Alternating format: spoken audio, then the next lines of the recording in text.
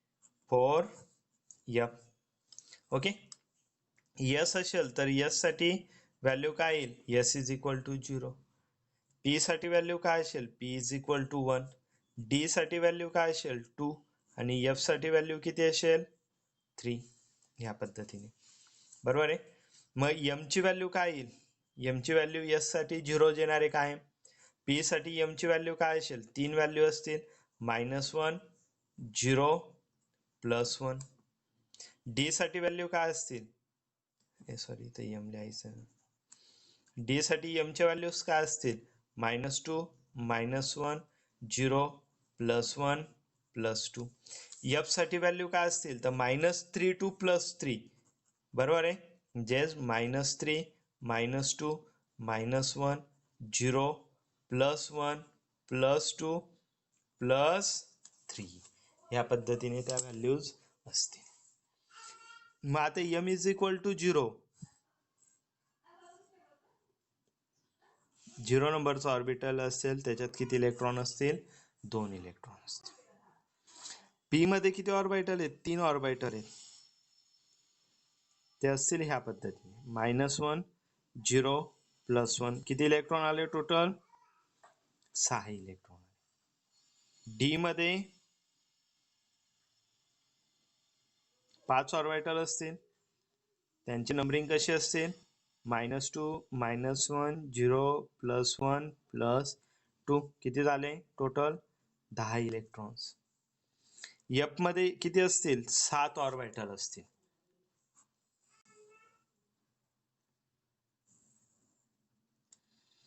-3 -2 -1 0 +1 +2 +3. किती इलेक्ट्रॉन झाले मग, 7 × 2 14 इलेक्ट्रॉन्स झाले.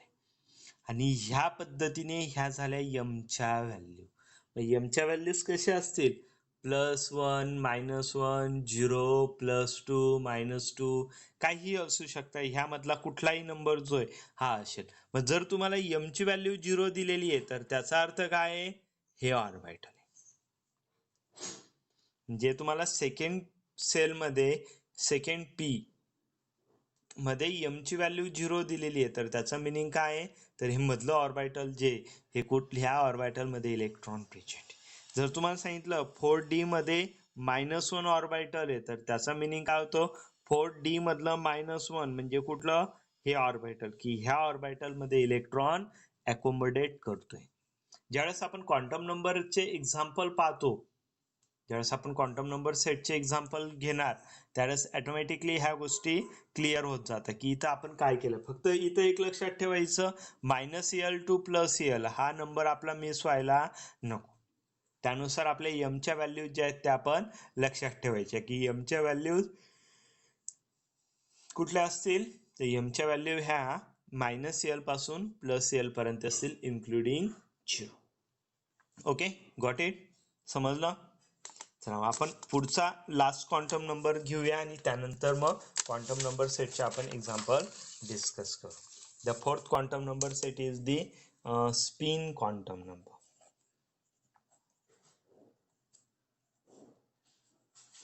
Represented by small S.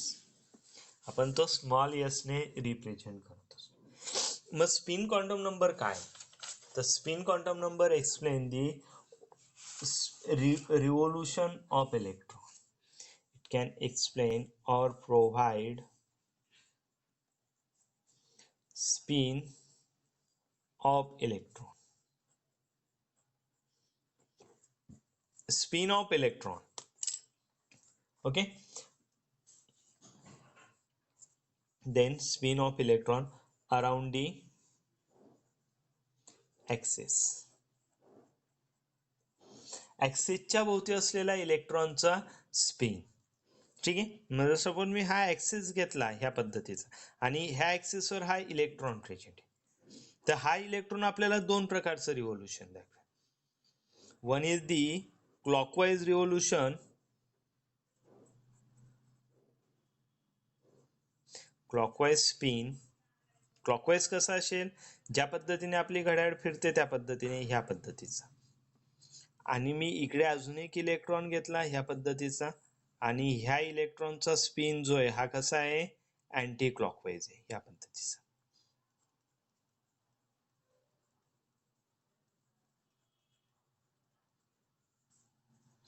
म्हणजे इलेक्ट्रॉनचे स्पिन किती प्रकारचे असतील दोन प्रकारचे असतील एक असतील क्लॉकवाईज आणि दुसरा असेल अँटी क्लॉकवाईज. फक्त स्पिन दोनच प्रकारचे आहेत त्याच्या व्यतिरिक्त तिसरा स्पिन राहणार. And value of spin quantum number is 1/2 आणि स्पिन क्वांटम नंबरची व्हॅल्यू जी असते ती किती असते 1/2 असते. For clockwise rotation for clockwise spin it is +1/2. Clockwise spin साठी ती किती असते for clockwise spin it is a +1/2 and for anti-clockwise spin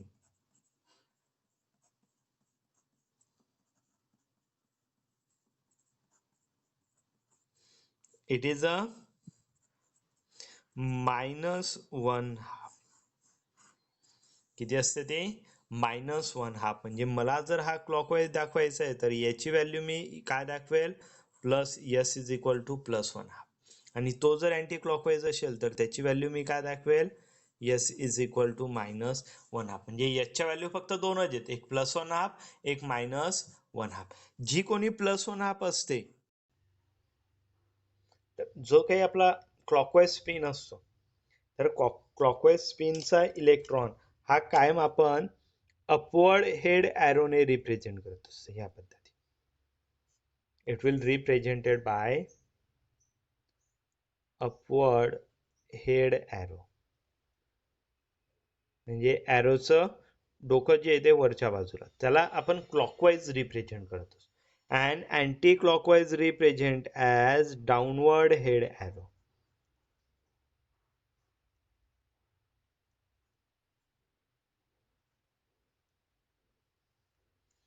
त्याला आपण तो डाऊनवर्ड हेड ॲरोने रिप्रेझेंट करतो आणि ह्या पद्धतीने आपण क्लॉकवाईज आणि अँटी क्लॉकवाईज हे रिप्रेझेंट करतो.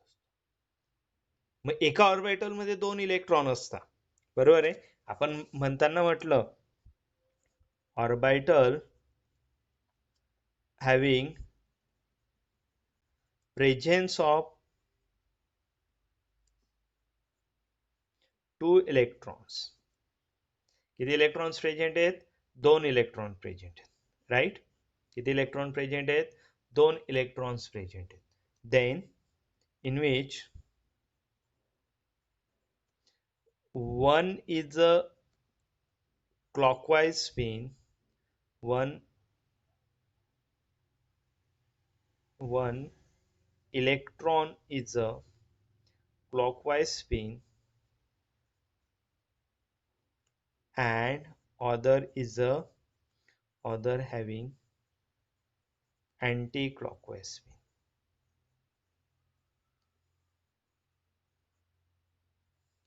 Hence they can cancel their spin and atom is a neutral. तर एक ऑर्बिटल जर घेतला आपण तर ऑर्बिटल मध्ये दोन इलेक्ट्रॉन आहेत. एक जो आहे तो कसा आहे क्लॉकवाईज स्पिन दाखवतोय ओके आणि दुसरा जो आहे तो काय दाखवतोय अँटी क्लॉकवाईज स्पिन दाखवतोय. हा जो इकडचा हा आपल्याला काय दाखवेल क्लॉकवाईज स्पिन दाखवेल. हा जो इकडचा आहे हा काय दाखवेल अँटी क्लॉकवाईज स्पिन दाखवेल. याची व्हॅल्यू जी आहे ती काय असेल s इज इक्वल टू +1/2 असेल. याची व्हॅल्यू काय असेल s इज इक्वल टू -1/2 आणि ऑटोमॅटिकली स्पिन जो आहे तो काय करतील एकमेकांचा एक ऑर्बिटल मध्ये कॅन्सल करतील. म्हणून एका ऑर्बिटल मध्ये मॅक्झिमम फक्त 2 इलेक्ट्रॉन राहतात. याचं रिझन हे का 2 इलेक्ट्रॉन राहतात? कारण की हे दोघं इलेक्ट्रॉन अपोजिट स्पिन दाखवत असतात आणि अपोजिट स्पिन दाखवताना ते काय करतात? एकमेकांचं रिव्होल्यूशन जे एकमेकांचा स्पिन जो आहे तो काय करत असता? कॅन्सल करत असता. That known as spin quantum number. याचा जो असतो त्याला काय म्हणतो आपण? Spin quantum number. ठीक आहे, लक्षात आलं? मग spin quantum number, spin quantum नंबरच्या व्हॅल्यू फक्त दोनच असतील. एक असेल +1/2 आणि दुसरी असेल -1/2. +1/2 कुणासाठी? जो कोणी अपवर्ड हेड ॲरो असेल त्याच्यासाठी +1/2 आणि जो डाऊनवर्ड हेड ॲरो असेल त्याच्यासाठी -1/2. ह्या पद्धतीने. ठीक आहे, समजलं मग इथपर्यंत? चारही क्वांटम नंबर समजले.